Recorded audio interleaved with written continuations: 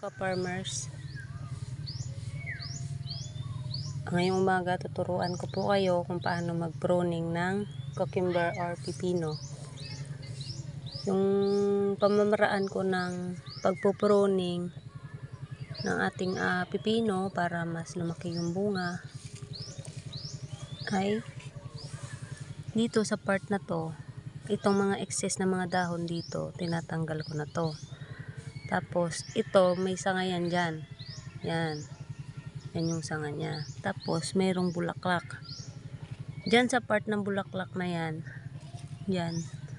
dito ko banda ipuputulin para yung lahat ng nutrients na nanggagaling sa puno ay mapupunta dito sa bunga.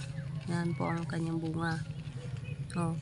Ito po yung tunay niyang sanga. Yan, tuloy na po yan hanggang matataas ng tataas.